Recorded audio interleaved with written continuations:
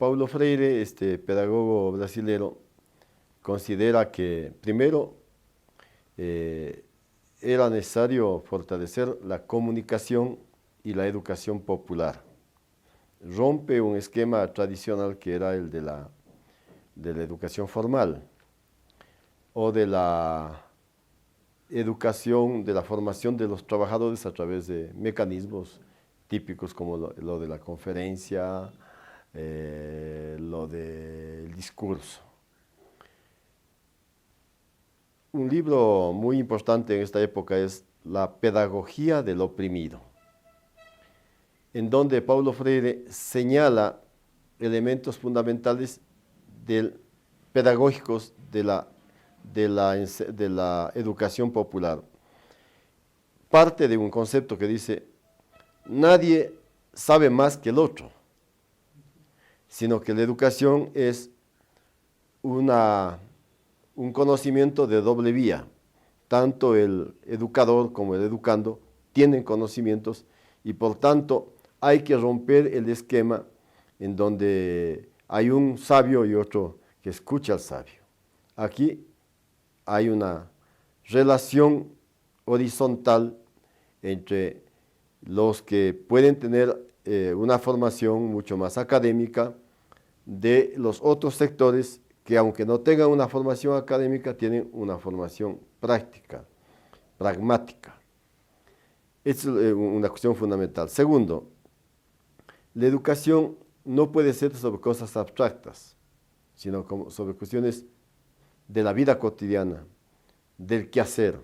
Entonces, no se puede educar a los trabajadores o capacitar a los trabajadores sobre temas del álgebra de Baldor. ¿Para qué le sirve eso?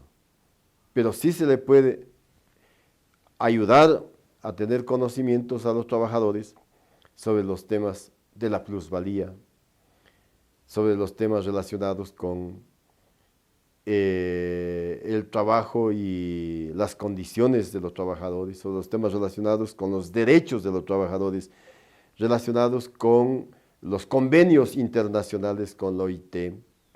Y en el campo rural igual, si un campesino, si alguien le va a querer dar una charla sobre los aspectos nucleares, él no le va a parar bola, ¿no? Pero si al campesino se le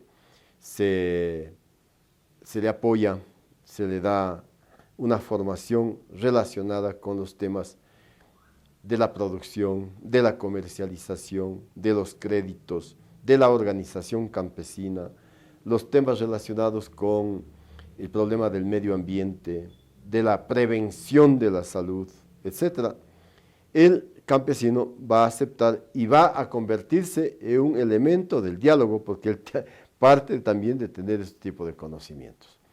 Entonces, la pedagogía del oprimido tiene estas virtudes de romper barreras respecto a la academia y respecto a los actores a los cuales se dirige la capacitación. Y segundo, obligar a que estos partan de temas total y absolutamente prácticos en territorio, no fuera de él. Lo que pasa es que la pedagogía del oprimido y la formación de Paulo Freire se da en un contexto político que es muy importante, que es el contexto de las luchas por la liberación de los países. Y lo de él nace más ligado a lo que serían las comunidades eclesiales de base, que son formas de organización de los cristianos, de los jóvenes y de las personas que profesan la religión cristiana.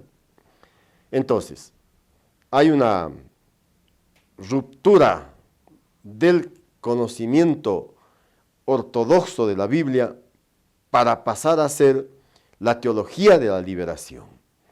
Es decir, ya no basta con hablar del pecado, hablar de un Cristo como Redentor que va a venir a salvar y de un cielo inexistente o de un infierno inexistente, sino que la teología de la liberación plantea los temas relacionados con una Biblia latinoamericana, porque además hay una Biblia latinoamericana, con la resolución de problemas que tienen las personas que profesan la religión, en este caso el cristianismo, y de la necesidad de la liberación del pueblo.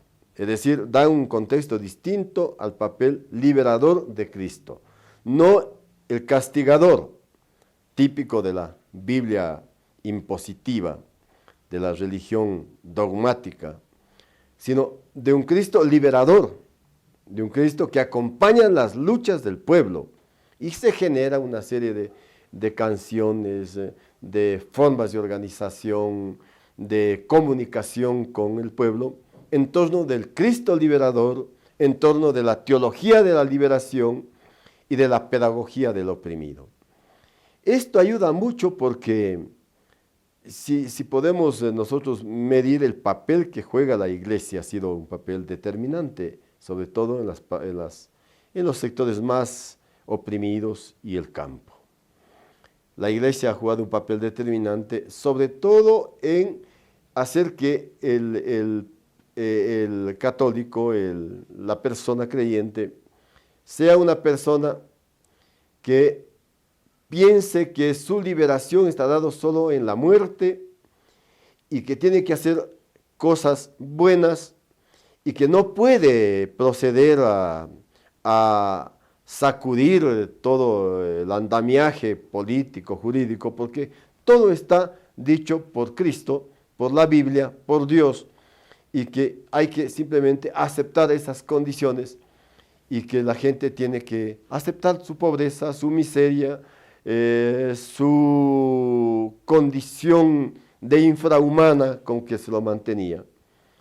Eso se rompe con la teología de la liberación, eso se rompe con la participación de las comunidades cristianas de base, que convierten, ellos mismos dicen, la iglesia, el templo no es la gran catedral rodeada de imágenes hechas con oro, o la gran sede donde está el Papa, donde nadie puede entrar, sino comienzan a reivindicar de que el templo es el templo interno, es decir, uno puede hacer oración en un templo interno, o en una choza, o en una montaña, ¿no? Entonces, es un viraje muy, muy interesante, que yo creo que apoya mucho una nueva forma de comunicación, porque sacude no solamente al ámbito religioso, sino a todos los ámbitos, sobre todo a nivel de la juventud. Los jóvenes comienzan a reunirse y ver cómo pueden comunicarse con otros jóvenes. Si se comunican simplemente a través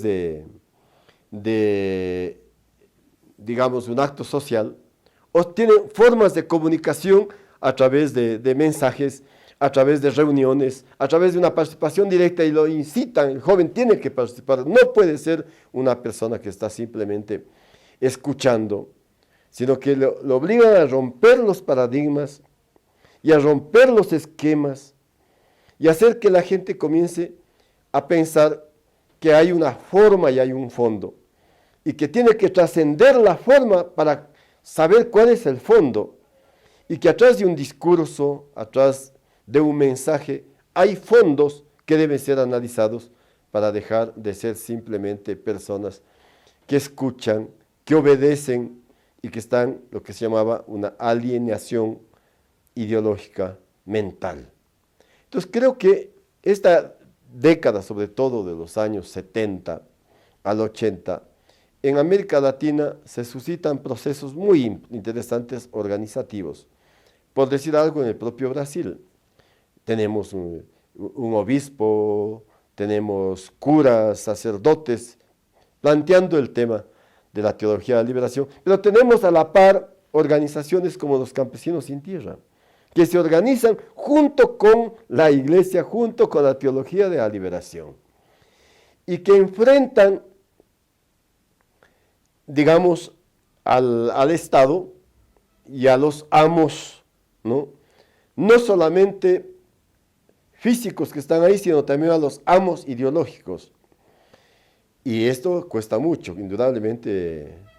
Muchos de los sacerdotes y obispos que plantearon esta teología de la liberación, en el caso nuestro, Monseñor Proaño, por ejemplo, luego Monseñor Luna Tobar y varios sacerdotes, sobre todo en Chimborazo, logran un nivel organizativo de los indios y de los campesinos a través de la liberación de los campesinos. Yo me acuerdo que Monseñor Proaño, por ejemplo, él decía, lo que tenemos que lograr es la liberación de los campesinos y levantar la autoestima de los campesinos, y para eso ellos tienen que tener voz propia. Y la voz propia que les dio Proaño fueron dos cosas. Uno, las radiofónicas de Chimborazo, un medio de comunicación donde los indígenas podían comunicarse con sus hermanos en quichua, porque el quichua siempre fue vetado por el poder oficial, vetado por el Estado. Y la segunda fue la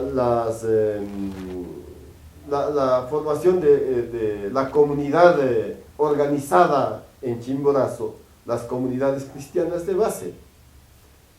Y se logró todo un nivel de organización de los campesinos.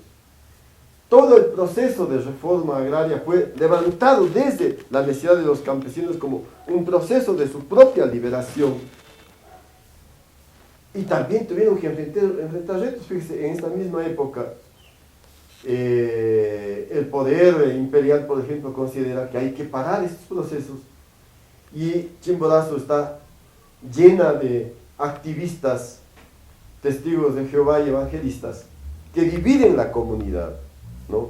Porque les impiden a los indígenas que hagan las fiestas, porque para ellos el demonio era el trago, el demonio era la asamblea, el demonio era la comunidad, y tenía que liberarse individualmente y no comunitariamente, como plantea la teología de la liberación y la comunidades eclesiales de base. Entonces hay choques, se enfrentan entre campesinos, entre indígenas, alimentados por esta política, sobre todo de los Estados Unidos, que incluso fue capaz de crear en Chimborazo casas con techo de zinc, que los diferenciaban de las casas, de las chozas con techo de paja, que eran de los campesinos comunitarios que vivían allí. Esto desarrolló incluso creación en las formas de comunicación. Pacho Coro es un gran dirigente indígena, comunitario de Chimborazo, que desarrolla incluso películas. Una de esas películas era Yuxi Caimanta, una película que tuvo mucho apogeo. Y él, junto con un grupo de actores que son propios campesinos, desenmascaran esto, y esta película tiene una gran acogida, no solamente en Chimborazo, sino en todo el país, e incluso salió fuera del país porque el director fue San Ginés, que era este famoso cineasta boliviano. ¿Cuál es la traducción en español? Fuera de aquí, Yuxi Caimán. Entonces era, fuera de aquí, gringos, fuera de aquí, punto 4, fuera de aquí, evangélicos que están dividiendo a los campesinos, que están dividiendo a los indígenas. Entonces, yo partí de esto de Paulo Freire, porque la incidencia es inmensa en el mundo indígena y campesino. Y la incidencia en el mundo urbano también es importante, porque las comunidades eclesiales se desarrollan en las comunidades, inician su desarrollo en comunidades de las iglesias cristianas. Pero claro, tienen como opositor fundamentalmente a la jerarquía eclesial, ¿no? Muchos de ellos tienen que salir, muchos de ellos se los condena prácticamente, muchos de ellos son agredidos, ¿no? Me acuerdo un padre en Chimborazo, Pacho Anaya, ¿no? Que fue agredido por los terratenientes, que le fueron y le pegaron, ¿no? Porque decían que es un cura guerrillero, que es un cura que está sublevando a los indios. Claro, el desprecio a los indios era tal que pensaban de que siempre van a necesitar de alguien que les vaya a sublevar. Los indígenas tienen sublevaciones desde la época de la colonia y siguen siendo gente que tiene su propia organización, su propio pensamiento y su propia rebeldía. Estas formas de comunicación inciden también en el mundo sindical, donde yo participo activamente desde el año 73. En el mundo sindical, porque la metodología que utiliza Paulo Freire nos permite que nosotros vayamos a los sindicatos, a las comunidades barriales con el mismo método. A ver, aquí vamos a reunirnos, todos tenemos la forma horizontal, no hay cuestión vertical, y aquí vamos a participar todos. Entonces, el conocimiento parte del conocimiento de lo que saben los compañeros, y allí juntos vamos organizando, descifrando, descubriendo otras cosas, pero juntos, y vamos aterrizando en compromisos mutuos. Esta, desgraciadamente hoy como que se está perdiendo, pero esta metodología fue muy exitosa, yo al menos considero, en los momentos de formación de nuestros líderes, de nuestros compañeros trabajadores, de nuestros compañeros indígenas y campesinos. A ver, el movimiento sindical es un movimiento que se convierte en un movimiento referente de todos los sectores sociales. A punto que en las centrales sindicales se desarrollan las organizaciones campesinas e indígenas. Para referirme simplemente a 3 ejemplos. La Federación Ecuatoriana de Indios, esta organización muy tradicional, surge al interior de la Confederación de Trabajadores del Ecuador. La Federación Nacional de Organizaciones Campesinas, FENOC, surge al interior de la CEDOC. Y la Federación Nacional de Organizaciones Campesinas Libres, FENACLE, surge al interior de la CEOS. Al interior de la CEDOC, que es la central en donde yo desarrollo mis actividades, hay sobre todo una gran presencia de indígenas. A ver, la nacionalidad quichua, como me refería a Pacho Coro, es un dirigente de la CEDOC. La nacionalidad shuar, con un compañero Ernesto Serem, es miembro de la dirección de las centrales sindicales. Igual yo podría decir en el caso de la CTE, la compañera Dolores Cacuango, Trans Tamaguaña, Miguel Lechón, Gualabici, son dirigentes de la CTE, con una característica especial, son dirigentes de la CTE y del Partido Comunista. Creo yo que aquí hay 2 aspectos que inciden en la desarticulación del mundo indígena y de su propia organización. Uno, la visión política de las organizaciones de izquierda, que es una visión equivocada, dogmática, una educación, una visión ortodoxa del marxismo, mecánica del marxismo, que consideran que la clase obrera es la clase vanguardia, se autodefine como vanguardia, que fue la concepción del leninismo en la Rusia o en Alemania, donde había un desarrollo industrial y una clase obrera. Este concepto de clase obrera vanguardia, en los lectores, sobre todo del Partido Comunista, llevan a que se piense que los otros sectores, en cambio, son auxiliares de la clase obrera. Entendida auxiliares como que están para apoyarlo y atrás de la clase obrera. La clase obrera es la vanguardia. Entonces, lo que se pretendía en el mundo campesino indígena es una especie de sindicalización de los campesinos. Hacer sindicatos en el campo. Pero la realidad era distinta. Primero, tenemos una clase obrera bastante débil. Segundo, tenemos nacionalidades indígenas con culturas propias, con necesidades propias, que no eran las necesidades del sindicato obrero.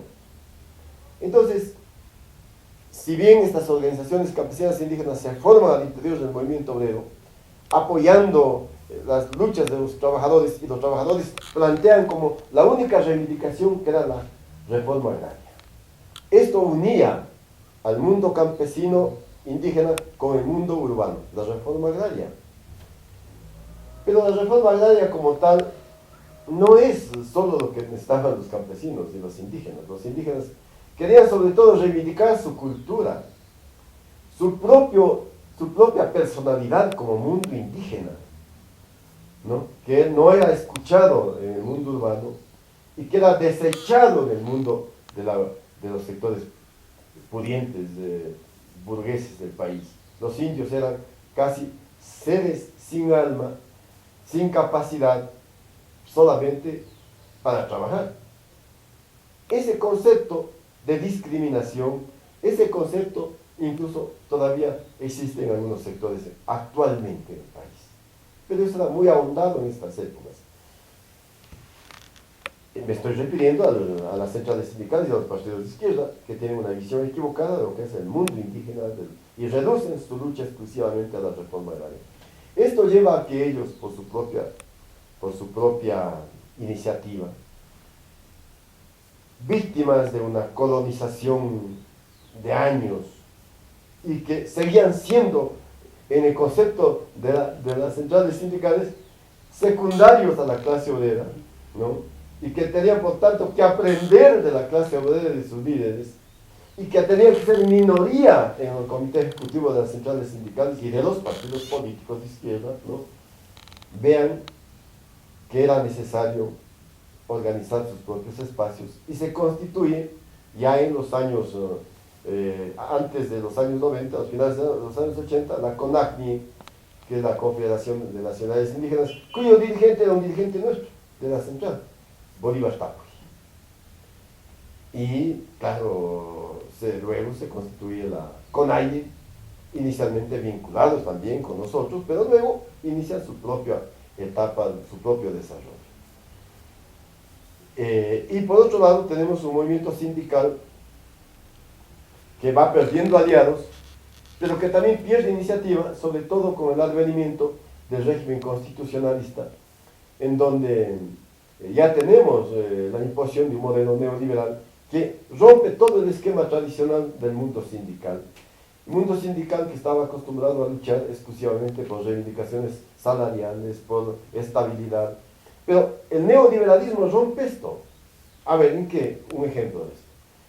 El Estado era un gran empleador, sobre todo a partir de la política petrolera de Rodríguez Lara. Se desarrolla muchas instituciones que desarrollan una fuerza de trabajo muy inmensa en el país. Entonces, las centrales sindicales se nutren de ese movimiento obrero de trabajadores que están en el sector público. Sobre todo la CEO, la CTI y la CEO tienen una base social en el sector público, también la CERO, pero estas tenían mucho más. Cuando el neoliberalismo plantea la necesidad de redefinir el papel del Estado, a que ya no sea un Estado empleador, que debe ser un Estado reducido exclusivamente a cumplir determinadas leyes o normas que les sirvan a ellos mismos como Estado represor, por ejemplo. En ese momento en que el Estado está siendo bombardeado por los conceptos del neoliberalismo, que nacen no en la época, no en los años 80, sino, en los años 70, sino en los años 80, sobre todo en el 83, con la política de Osvaldo Hurtado, que plantea el tema de la renegociación de la deuda y de la sucretización de la deuda con el Fondo Monetario Internacional. Porque las condiciones básicas del Fondo Monetario son esas: reducción del tamaño del Estado, reducción de los servicios públicos, privatización de las empresas públicas, ¿no?, para que estén en manos del sector privado, ya que el sector privado era considerado como el sector el único que tenía la capacidad para hacer las cosas y no el Estado. Ahí nace un conflicto también en el mundo sindical. Es decir, todo la estrategia del mundo sindical, la plataforma de lucha del mundo sindical se derrumba y no es capaz de actualizar sus plataformas, de reencontrarse con otros aliados, sino que estos más bien son alejados, ¿no? Y va perdiendo una base social muy importante como la de los empleados públicos. Entonces, tenemos un proceso de debilitamiento de las centrales sindicales por aspectos de continuación de plataformas anteriores de no renovación de sus lineamientos políticos, por su debilitamiento interno por las políticas neoliberales, y toma auge el el campesinado y el movimiento indígena a través de la CONAIE, que también tiene su duración. Es decir, desgraciadamente, la incoherencia política, la ausencia de estrategias de las organizaciones sociales, aquí ya de todos, Sí. y también de el fortalecimiento de una acción unitaria. En términos de la comunicación, el neoliberalismo tiene un objetivo que se sustenta en un documento que se llama el documento de Santa Fe de Reagan. ¿Qué dice el documento de Santa Fe? Parece que es el 2, ¿no? Sí, Santa Fe número 2. Dice que un papel fundamental es el papel de la comunicación, pero que esa comunicación tiene que ir dirigida a ganar el corazón y las mentes del pueblo, de los sectores sociales. ¿Qué quería decir con esto? Es decir, estudiar profundamente, psicológicamente, cuáles son las características del mundo social, de los campesinos, de los obreros, cuáles son sus reivindicaciones, cuáles son sus objetivos fundamentales, cuáles son sus formas de comunicación, tanto con el mundo externo como también con el mundo interno.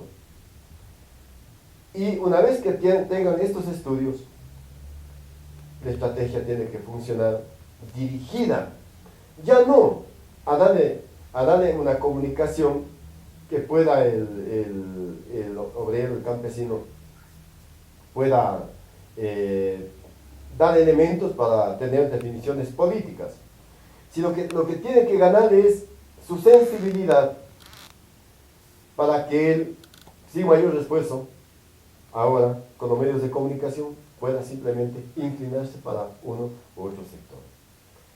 Y esta estrategia comunicacional les ha dado muchos resultados. Y han ido alineando los medios de comunicación bajo esta estrategia: ganar el corazón y la mente del pueblo. Golpear los aspectos de susceptibilidad, ir al corazón para desde ahí ganar a la gente. ¿Cómo han ganado? La gente es profundamente honesta, la gente es profundamente solidaria. Entonces, comenzaron a romper las organizaciones sociales y las organizaciones políticas para reemplazarlas con las ONGs, organismos no gubernamentales. Y comenzaron a dividir el mundo social.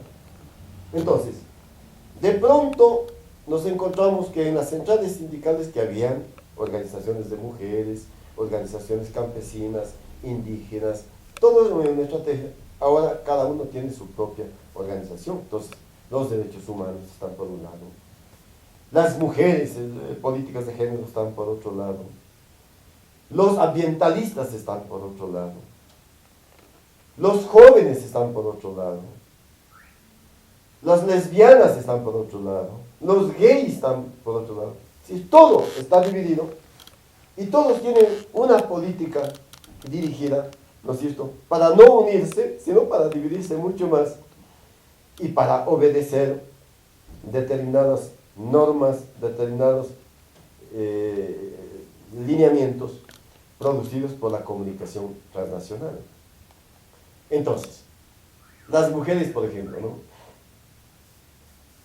no de todos, pero sectores de mujeres que consideran que el problema fundamental no era el sistema político de injusticia, sino que eran los hombres. Entonces desarrollan una línea para decir: aquí hay que liberarnos de los hombres, ¿no es cierto? Y no liberarnos junto con los hombres de una línea, de una ideología machista, de una ideología,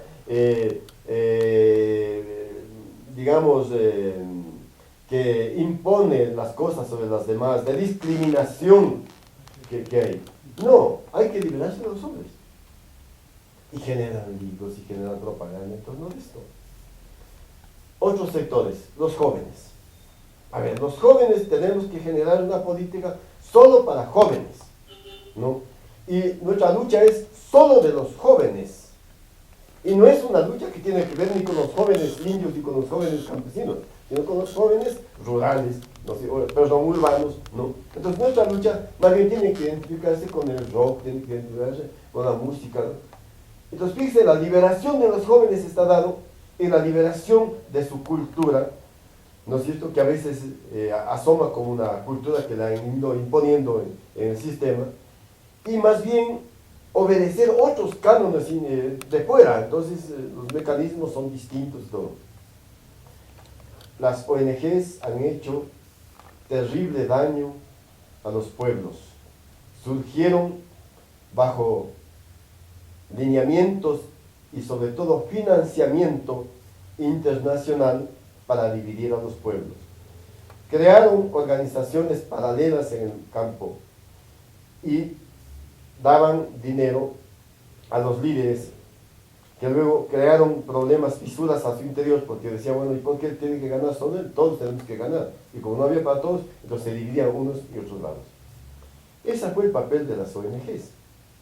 Y ese fue el papel de los medios de comunicación que alimentaban esos criterios, que señalaban esta línea y llegaban al corazón, como fue el lineamiento de Reagan, para levantar las cosas subliminales. Entonces, el amor, que es algo tan hermoso que tiene nuestro pueblo, estaba siendo reemplazado por cualquier otra cosa, menos por el amor con sus hermanos, menos por el amor con los otros pueblos para desarrollar prácticas como la minga comunitaria, como la pamba mesa donde todos compartían. Entonces, el amor era más bien desarrollado en términos individuales. Yo tengo que ser mejor que los demás. Yo tengo que formarme. Yo tengo que competir, ¿no? Entonces, no me importa ya, incluso mi propio hermano orgánico, de que pueda él estar juntos, podamos desarrollar. Se rompe el criterio de la familia. La competencia es lo fundamental. Ya no es la minga, ya no es la solidaridad, es la competencia. Y cada uno tiene que competir para poder sobrevivir. Esta ideología es la que mayoritariamente se ha impuesto en nuestros pueblos, en América Latina y en el Ecuador, el de la libre competencia. Aquella ideología que no importan ya valores, que los valores se desarrollan en torno de lo que es una cuestión de orden eminentemente económica. Mientras más tengo yo, puedo sobresalir. Le importa lo grande, ¿no? Tener un carro muy grande. El carro pequeño ya no importa. Todos tienen que tener carro, porque el carro le da estatus, ¿no? Importa tener la casa, la vivienda, ¿no? Y que esta vivienda tenga determinadas condiciones. Ya no me importa tener mi choza, esa ya no sirve. Me importa tener la cocina de gas y de esta marca, porque esa marca me vende por los medios de comunicación. Ya no me importa mi música, porque el San Juan de alguna manera me ataba al pasado y me daba una connotación de ser parte del mestizaje, de tener algo de indio en mi corazón. Ya no soy.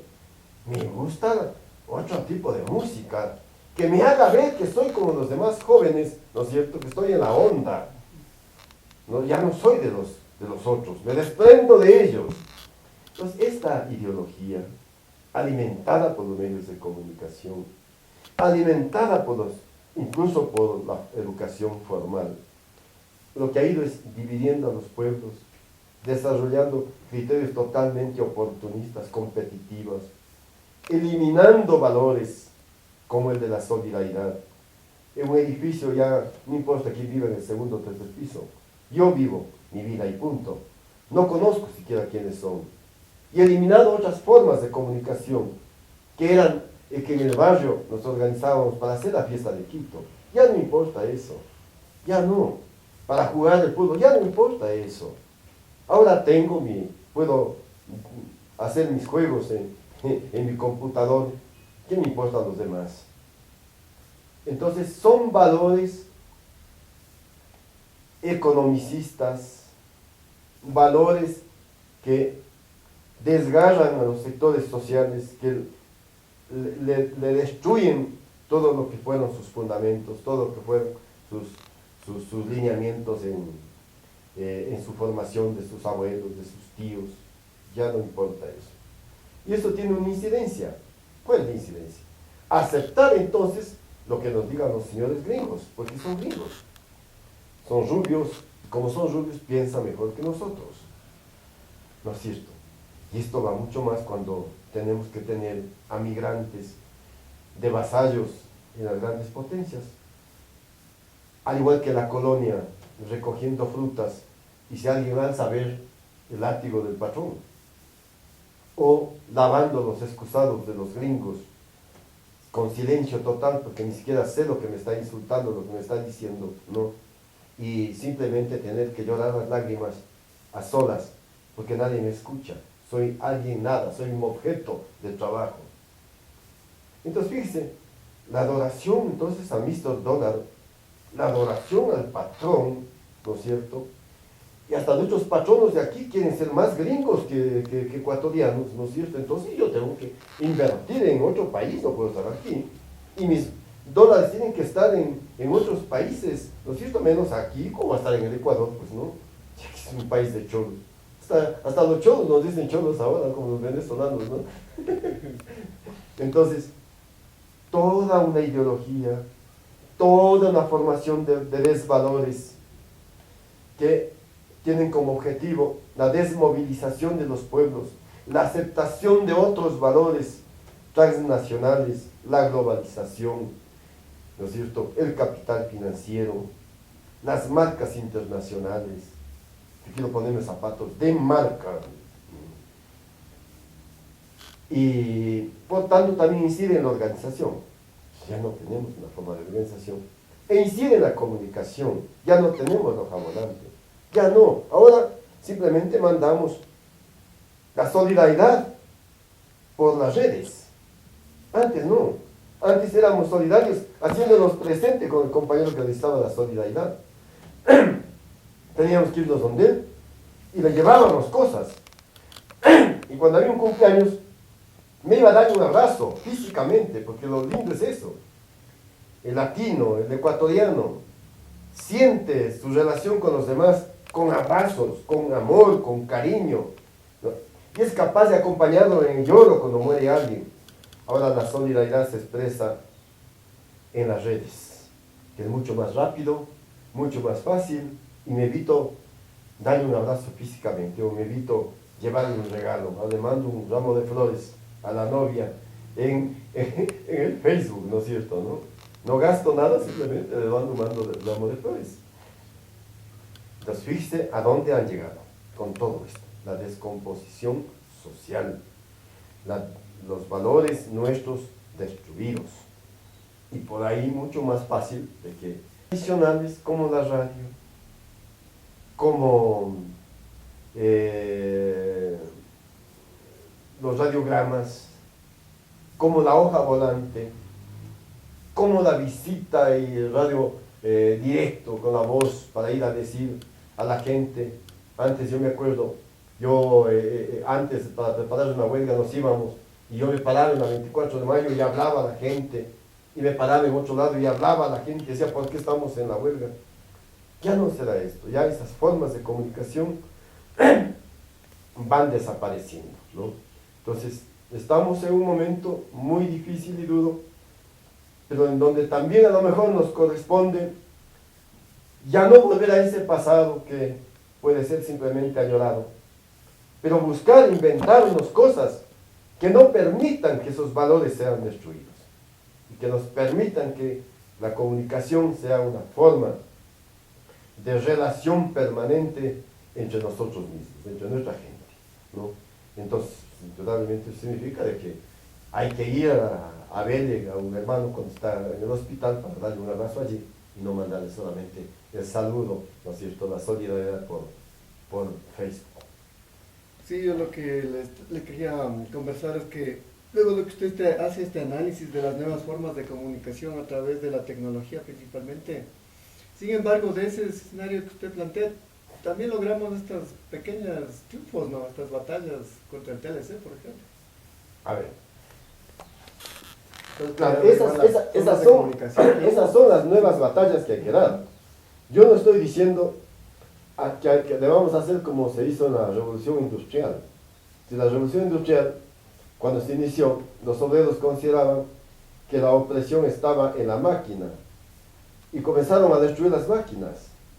Pero los patrones tenían otras máquinas y no estaba ahí en la máquina, estaba en el capital, estaba en la forma de organización que tenían los burgueses de esa época. No estoy diciendo yo que por tanto ahora lo que hay que hacer es convocar a que todos las computadoras o los celulares vayamos a incinerarlos en el ejido. No me refiero a eso. Las batallas son más duras, más fuertes.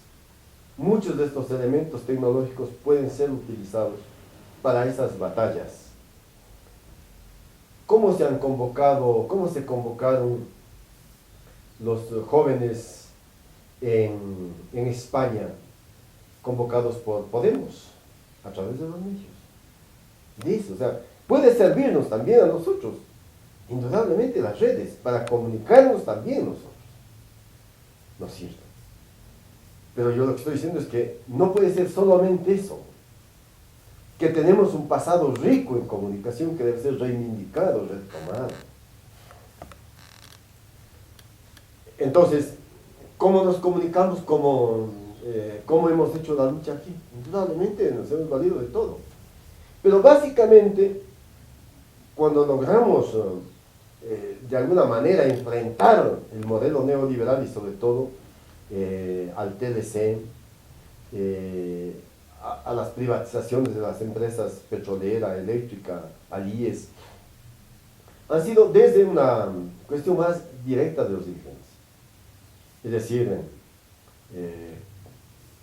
se preparaban las cosas, se rompían las rutinas, porque la rutina nos ha hecho mucho daño. El haber convertido el 1 de mayo simplemente en un desfile folclórico nos ha hecho daño. Ya nos explica la gente por qué significó, por qué tiene razón que ahora reivindiquemos el 1 de mayo. ¿Qué era el TLC? ¿Cuáles eran las imposiciones para la firma de la renegociación de la deuda? ¿Por qué? ¿Cómo incidía eso abajo?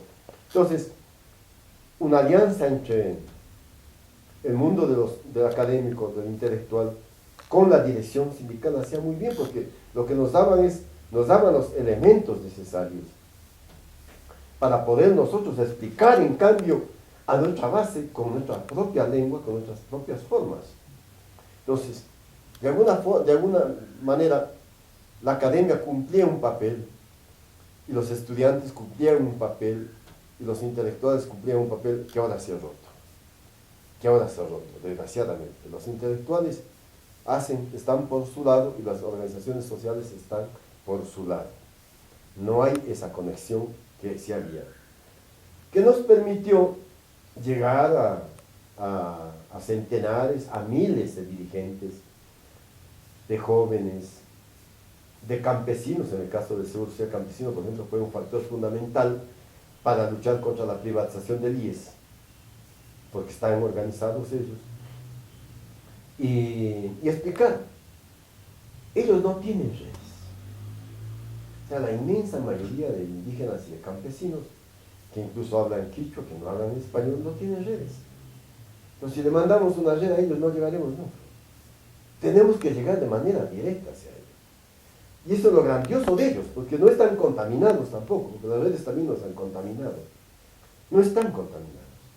Ahí hay un potencial inmenso, grande de trabajo. Las comunidades campesinas, las comunidades indígenas, las nacionalidades, los pueblos montubios, el pueblo negro, el pueblo quichua, ahí hay un potencial, ¿no?, que se debe desarrollar un trabajo directo con ellos.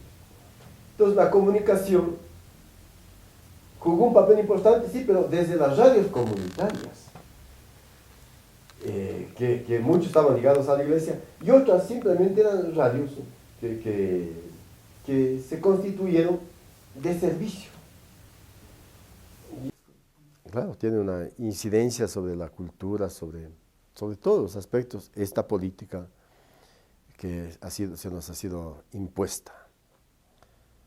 A ver, los grupos de teatro en la década de los 70 eran grupos que desarrollaban su actividad sobre temas concretos, como la literatura en los años 60, 50, 60, esa literatura de vanguardia. De alguna manera lo que trataba es de explicar la explotación de los indios, la explotación de Huasipungo, digamos, por decir algo, ¿no? Y todos los intelectuales de esa época son sobre todo vanguardistas porque levantan una denuncia. Pero luego, claro, se va terminando. Luego hay otros intelectuales que escriben también, Agustín Cueva, por decir algo, un sociólogo que escribe desde el punto de vista académico qué es la explotación, ¿no es cierto? Y las formas de explotación, ¿no? Pero fíjese, muchos de ellos, el Conejo Velasco, escribe sobre la reforma agraria, sobre la lucha de los campesinos, las formas de producción, etc. Pero fíjese, muchos de ellos se quedan, ¿no?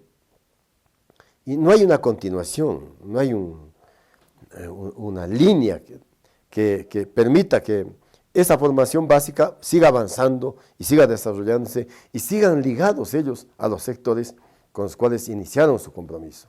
Entonces hay una separación. Yo diría también hay una especie de folclorismo, ¿no? O sea, cuando el movimiento obrero sindical era el eje conductor de las luchas sociales, todos estaban con el movimiento sindical y todos escribían sobre el movimiento sindical. Cuando pasa a ser la CONAIE, todos abandonan el movimiento sindical y se van a hablar con la CONAIE.